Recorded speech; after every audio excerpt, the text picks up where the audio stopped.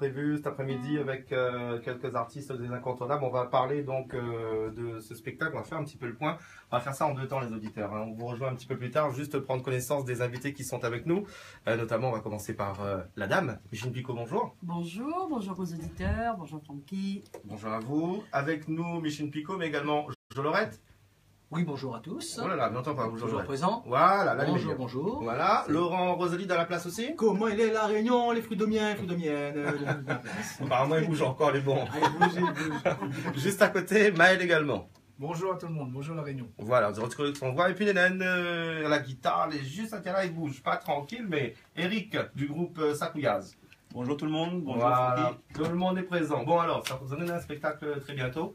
Oui. Il démarre vendredi. Vendredi à Saint-Benoît. D'ailleurs, une salle que connaît très bien, Ah oui, Ramon Lélé. Et j'espère à tout le monde Saint-Benoît, Saint-André, tout ça, allez bien voir à nous, parce qu'on aura une ambiance, mais j'espère pas. Ben déjà, pour montrer de quoi vous êtes capable, on va commencer par ici. Hein.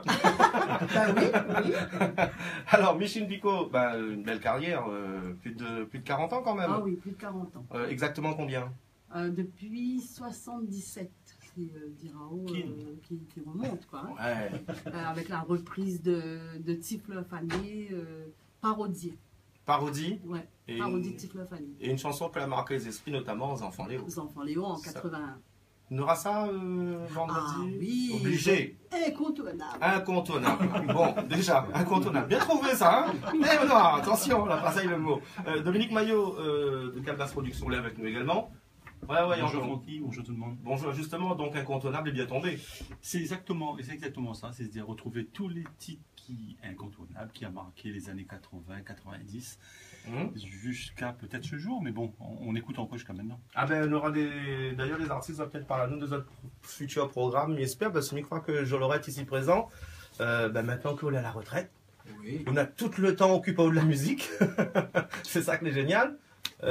Alors justement, les années 77 aussi... Pareil, je crois que Micheline et moi, on a un point commun. Hein. Ouais. On a commencé en 77, effectivement. Voilà, avec quel titre déjà pour, Alors, moi j'avais pour commencé par un 45 tours où il y avait deux faces. La première face c'était Femme comme Ella. Mhm.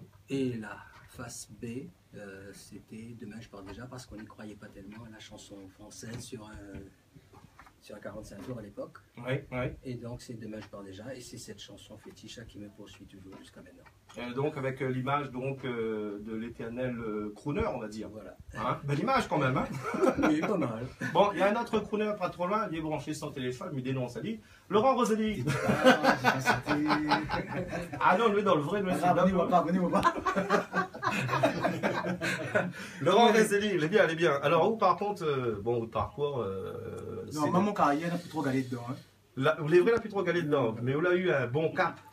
Hein? Oui, il m'a gagné un gros cap. Voilà, on a gagné un bon cap, Nena au papa, que là vraiment on rouvre la porte, mais après la feu de chemin ou même.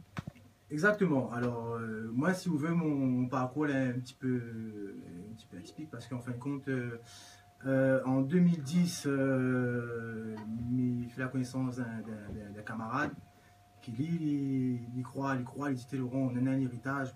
Comment ça se fait que personne il fait ça? C'est une affaire pour faire, c'est où il faut faire, quoi. C'est où le légitime héritier, le garçon. En plus, c'est joli, le garçon, il reconnaît papa. Quoi de mieux un garçon comme tout le monde la Réunion, hein, papa il a un jardin, ben mamie peut en fleur dedans, comme il dit, tu vois. C'est comme ça. Donc 2010, nous comment on s'intéresse un petit peu à la musique, au chant surtout, et on a un gros chantier à faire. Et donc on y croise Micheline, qu'elle est là, elle donne beaucoup de conseils, il va vivre des moments sympas en 2011, 12, 13 même. Et donc voilà. Mi fait que, comme je dis toujours, mi fait que honorer la mémoire de mon papa Pierre Roselli. Que effectivement c'était un gros cap.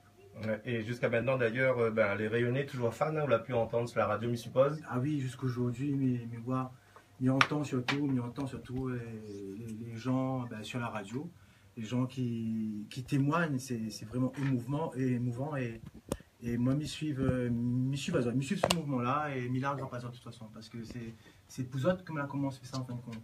Au départ, c'était vraiment l'étincelle, c'est ça, c'est dit bon, effectivement, on a quelque chose à faire.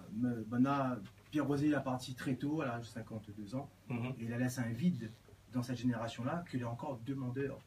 Donc, ben, moi, il est encore là. Il fait que.